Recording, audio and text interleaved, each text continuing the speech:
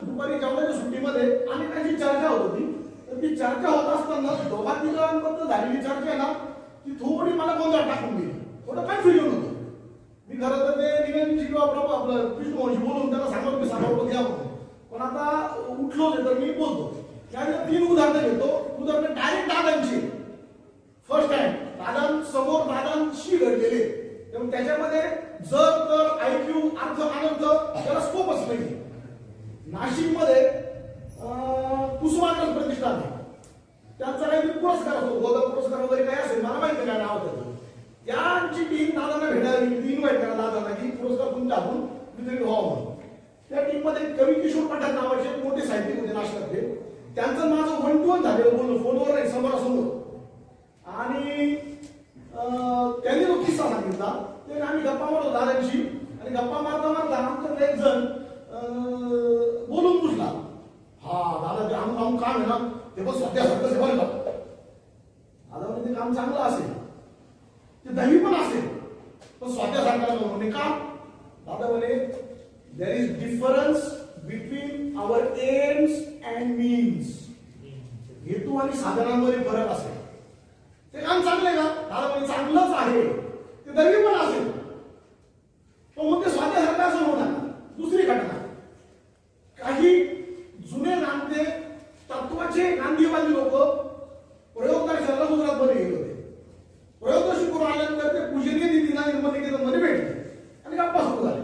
सगळे सांगत होते त्यांचे अनुभव की असं होतं झालं आम्ही या वर्षामध्ये गेलो वगैरे वगैरे.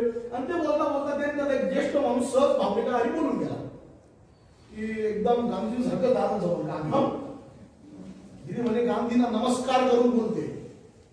गांधीचं मोठे पण मान्य करून बोलते. दादांच्या साक्षीने सांगते गांधी किती मोठे होते त्यांनी मान्य करते म्हणून. पण हे काम सारखं म्हणून म्हणजे का ज्या काळात गांधींनी काम होऊ गेलं ना त्यावेळेस समाजातला छोटा मोठा भांडवलदार जमीनदार नोकर मजूर प्रत्येकाला स्वातंत्र्याची भूक होती आणि सगळ्यांना स्वातंत्र्याची भूक असणाऱ्यांना एकत्र करून गांधींनी क्रांती केली. दादांनी आमच्यासारख्या आगरी वागरी सागरी नागरी आमच्यासारख्या शेतकरी नोकरदारांना ज्याला काहीच पडी नव्हती भक्तीची धर्माची अध्यात्माची आमच्यात ती भूक उभी करून आमचं संकट करून काम केलं. दोन्ही सारखे होऊ शकत नाही काय होतं हे पण चांगलं ते पण चांगलं. तिसरं परदेशामध्ये जे काम चाललं स्वाध्यायाचं ते DAY devotional association of Yogeshwar याच्या अंडर आपण त्याचं सगळं त्याच्या काही असल्या शासकीय कृती होतात. त्याच्या ऑफिससाठी परदेशामध्ये जागा घ्यायची. निर्णय पूजनीय दादांशी बोलूनच झालेला होता. निर्णय परदेशातल्या भाऊंनी परस्पर घेतलेला नव्हता. निर्णय दादांच्या संमतीने झाला होता. कुठल्या एका जागा घ्यायची ते पण ठरलं होतं. फक्त दादांना जायला काही वेळ झाल्यामुळे त्या लोकांनी तिथे त्यांच्या लेवलला काहीतरी केलं आणि ती व्यवस्था केली. जेव्हा दादा गेले तेव्हा त्यांनी सांगितलं दादा जागा घेतली बघा. तेव्हा कुठे घेतली आपण ठरवलं तिथेच. कसं काय असं काय व्यवस्था केली माझ्यासारखा होता उतावळा भाऊ समोरून गेलं म्हणे. भाऊ समोर आपला रेग्युलर शब्द आहे आपल्या प्रत्येक स्वाध्यायाला माहिती होतो. दादा म्हणजे जागा किती रुपयाची म्हणजे रुपये म्हणजे माहिती मला सांगते. तू भाऊ समोर किती झालं 7 रुपये झालं. दादा तुम्ही भाऊ समोर माझं कर्मकांड वापरलं पण हे भाव समर्पण नव्हतं. हे भाव समर्पण नव्हतं. मग ते 90 पैसे का नाही आलं 1 रुपया 10 पैसे का नाही आलं. तुम्ही वर्गणीच केली तुम्ही कर्मकांड भाव समर्पणाला वापरली. ती जी सूक्ष्मता आहे ना दादांची सूक्ष्मता ती किती म्हणजे तिने उदाहरण सांगितलं होतं संपवतो मी. दादा असताना दादांच्या घरचा काहीतरी कार्यक्रम माधव बागेमध्ये खाली होता आणि दादांच्या आई किंवा मावशी कोणी असतील मला तर त्याची आठवत नाही. तर त्यांना कपडे बदलायचे होते. ते विचारलं दादा की वर 500 देऊन फक्त ड्रेस बदलू का. दादा चिडले तुम्हाला प्रवचनाला हॉल वाटतो का बाहेर 2 विक्टोरिया ठेवलेल्या भाड्यानी विक्टोरियामध्ये बसा भटवडीमध्ये घरी जा आणि कपडे बदलून या. शुचिता किती आता पाठ्या दादांनीच का नाही हो समजा दादांच्या आईने बदलले काय फरक पडला असता नाही. तर ही शुचिता समजून घेणं हा एक भाग आणि त्याच्या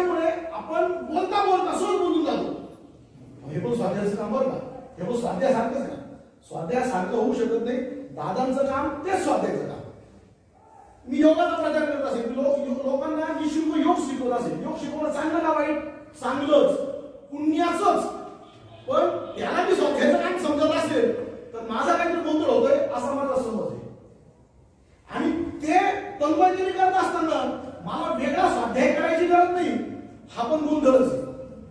स्वाध्यायामध्ये काय काय विचार करतो आपण? आम्ही अंतर्गत लोक ढोबळ वापरतात. मन, बुद्धी, चित्त, अहंकार या प्रत्येकाचं उन्नयन, या सगळ्यांचा विकास होईल. पण एक एक कृती स्वाध्यायामध्ये दिलेली आहे की नियमित केंद्राला अपॉइंटमेंट गॉड समजून जाणं. हा दुसरं केंद्र म्हणजे काय? अपॉइंटमेंट गॉड, अहंकार काढून बसणं, इतक्या गोष्टी स्वाध्यायाच्या प्रक्रियेमध्ये आहेत. केंद्रापासून भौतिकपासून भक्तीपासून सगळं. तर हे सगळं योगाच्या, आता मी स्वतः समजा माझं काही करू प्रेम आहे, मी काही तरी काम करतो, पण ती गोसेवामध्ये जर मी स्वाध्यायाचं समाधान मानेल तर ब्लंडर, घोटाळा आहे मोठा. गाईचं काम जोरात केलं पाहिजे का नाही? केलंच पाहिजे. दादांनी गाईवर बोललेले. पण माझं गाईबद्दलचं काम हे स्वाध्यायाचं और नाही होऊ शकत. स्वाध्याय करता करता, दादांना ऐकता दादांची संबंध जोडायची प्रक्रिया करता करता मी गाईचं काम केलं पाहिजे. केलं पाहिजे. चांगलं का वाईट? चांगलं, ते पुण्यच. पण ते म्हणजेच स्वाध्याय असं समाधान त्या दिवशी मी मानेल. त्या दिवशी मी ते इतकं पातळ करत आणेल की मग त्याला मी चवच राहणार नाही. पानसट करून दाखवू आपण. पण हे पानसट होणार नाही याची काळजी आपण घेतली पाहिजे. पुन्हा सांगतो, योग शिकवायचा का नाही? एखाद्याने शिकवायचा. गायची सेवा करायची, शिक्षणामध्ये काम करायचं. पण तेच म्हणजे स्वाध्याय. असं जर मी समजून घ्यायला लागलो, समजून सांगायला लागलो तर मी गोंधळात पडतो आणि गोंधळात पडतो.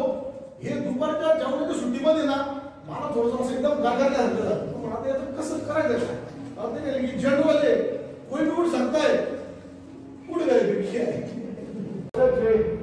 टिप्पणी गौरव भाऊंनी केली त्याच्यावर थोडंसं बोलायचं. कुठलंही काम या जगामध्ये मानवी उत्थानाचे काम खूप सारे करतायत.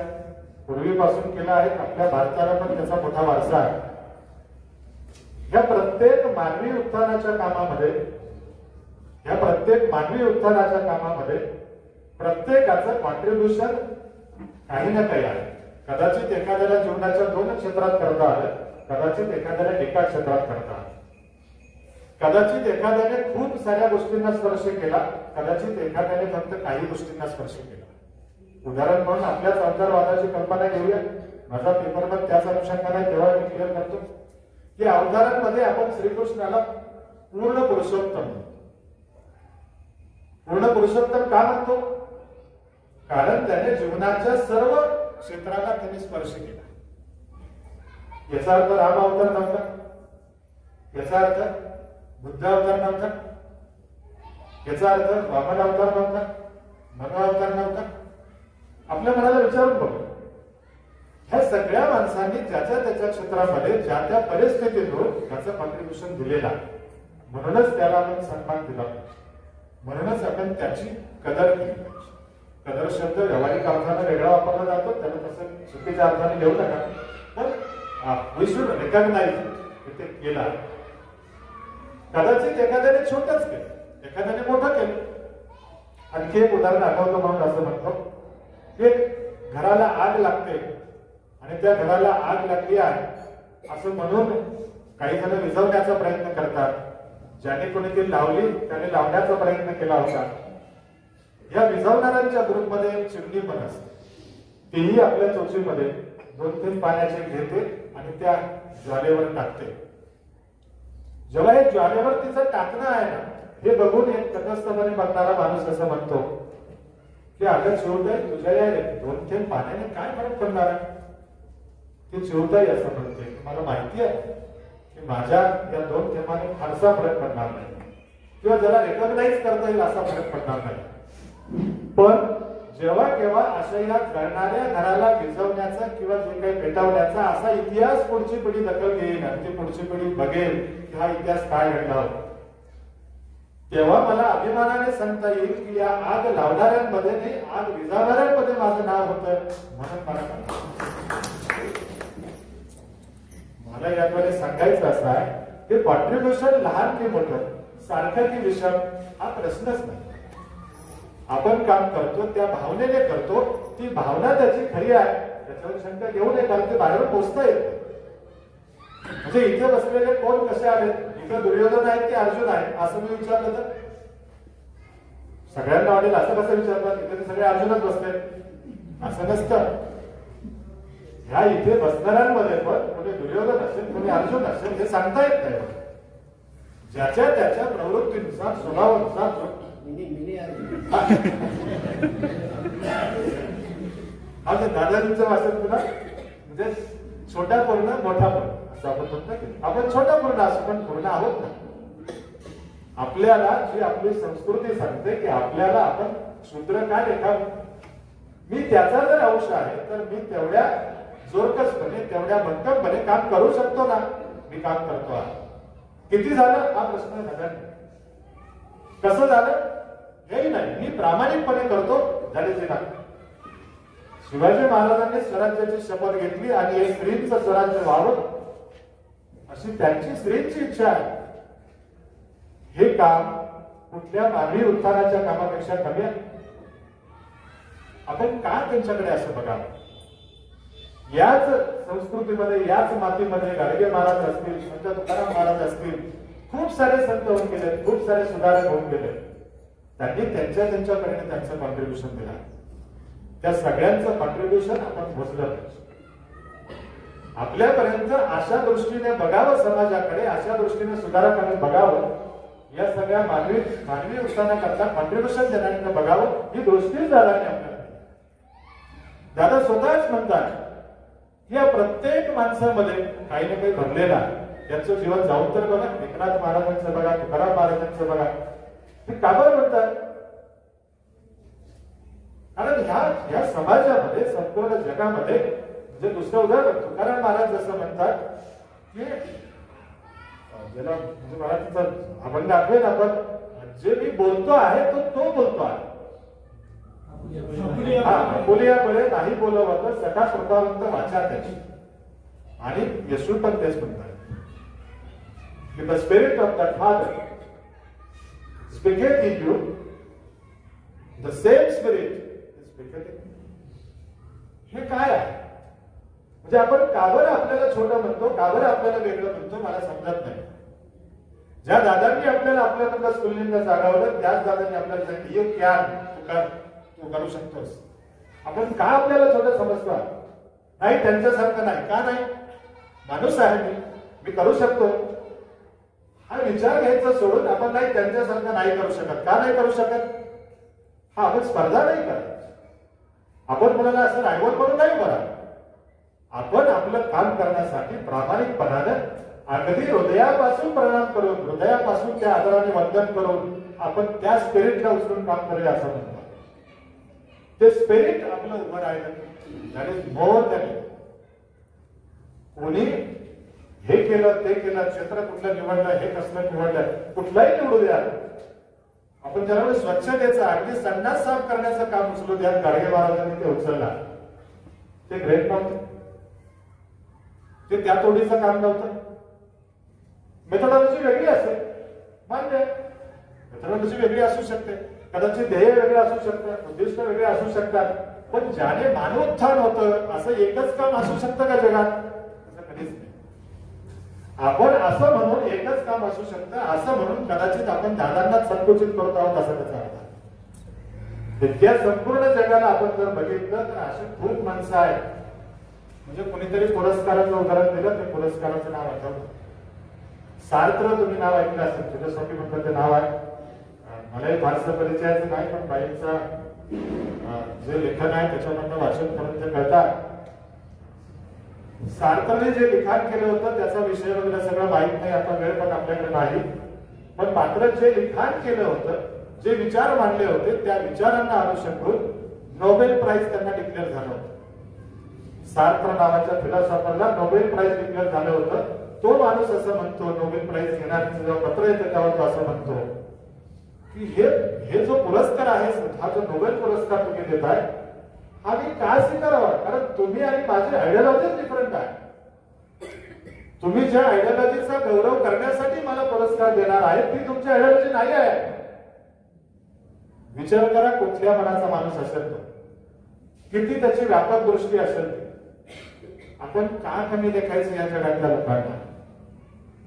आणि जे दादाजींनी आपल्याला सॉक्रेटिस पासून तर अगदी अलीकडच्या मार्टिन लुथर पर्यंत हे सगळे नावं कशासाठी आपल्या समोर घेतले. ही सगळी माणसं आपल्यासाठी आपल्या आपल्या स्वाभाविकतेनुसार रोल मॉडेल होऊ शकतात. कारण आपण परिपूर्ण नाही आहोत, आपण होण्याचा प्रयत्न करतो आहे. पूर्णत्वाचा अंश आपल्यामध्ये असला तरी सुद्धा तो मला मिळवायचा आहे, प्राप्त करायचा आहे. आणि ही जी मॉडेल आहेत माझ्या स्वभावाला, माझ्या ताकदीला जे शक्य आहे ते मी करेल, त्याच्यासाठी हे मॉडेल होऊ शकतं. म्हणजे मी करतो काम ते मानवोत्थानाचं आणि दुसरा करतो ते एकदा भाकरीसाठी, असं समजायचं काय. क्षेत्र कुठलंही असो छोटं, जे कुठलं क्षेत्र आपण घेऊ त्या क्षेत्रामध्ये आपण काम करू शकतो. त्या क्षेत्रामध्ये काम, प्रश्न त्याचा फक्त एवढाच आहे, निस्वार्थपणाने प्रामाणिकपणाने करतो की नाही. आणि जे बाहेर पोचता येत नाही, दुर्दैवाने पोचता येत नाही, त्याला काहीच करू शकत नाही. म्हणजे एखाद्याची ती शुद्ध क्रेडिबिलिटी, आपण एखाद्याची क्रेडिबिलिटी सिद्ध झाली असं आपण लोक म्हणतात म्हणून म्हणतो. आपल्याकडे कॅल्क्युलेशन नाहीये, मॅथमॅटिक कॅल्क्युलेशन 2 + 2 = 4 असं नाही करताय. लोक म्हणतात म्हणून आपणही म्हणतोय, आपण श्रद्धेपोटी म्हणतोय, आग्रहापोटी म्हणतोय की नाही हो ते चांगलंच आहे. आणि म्हणावं, पण डोक्यामध्ये आपल्या असं असावं, एनिबडी कॅन. एकच का 10 असे दादा उभे राहिले पाहिजे, नाही उभे राहिले पाहिजे. आमच्यामध्ये निर्माण झाले पाहिजे, नाही निर्माण झाले पाहिजे. का बरोबर नाही तेच त्याच्यानंतर नाही, का नाही. आपण निर्माण होऊयात याचा अर्थ आपण असं म्हणतो. म्हणजे माझं थोडस वेगळ्या अर्थाने घेऊ नका, वाईट पाठवू नका, असं तर मी दिलगिरी अगोदरच टाकतो. याचा अर्थ आपण असं म्हणतोय त्यांना तेच करू शकतात, म्हणजे आपल्याला करायचं नाही, आपण ना करतोपणा करतो. आपल्याला करायचं आहे, हिंमत ठेवून करायचं आहे, त्यांचा आदर्श म्हणून आपण समोर ठेवूया, ते काम करूया. आणि त्यांच्या जसं आपला बाप आहे, आपल्या बापाच्या पुढे जाऊया 2 पावलं, का नाही जायचं पुढे. असा विचार आपण पॉझिटिव्हली केला पाहिजे. या दृष्टीने त्याच्याकडे पाहिजे. कधीच मनामध्ये शिक्षणाचा विचार करताना, अजून कुठल्या युवकांचा विचार करताना, बालकांचा विचार करताना मनामध्ये संस्कार निकेतनच्या तर कधीच असं नव्हतं की आपल्याला वेगळं काहीतरी करायचं. केवळ माणुसकीच्या नात्यानं जे आपल्याला भावलं, जे या महापुरुषाने आपल्या मनामध्ये टाकलं, त्याचं कुठेतरी एक्सप्रेशन करावं, त्याचं कुठेतरी अभिव्यक्तीकरण करावं. एवढंच सिंपल. कुणाशी दुश्मनी नाही, कुणाशी वैर नाही, कुणाशी वादावादी पण नाही. जो येईल तो आपला, जो करेल तो सोबत. नाही आला तर ज्याला वाटतं त्याने करावं, नाही तर नाही करावं. जे दादाजींनी सांगितलं वेगळं काहीच नाही. म्हणजे चुकूनही मनामध्ये याने आपल्याला मोठेपण मिळावं, याने आपल्याला 4 गोष्टी मिळाव्या अशा अर्थाने ते नाही. म्हणजे संस्कार निकेतनच्या मनात ते नाही असं स्पष्ट करतो.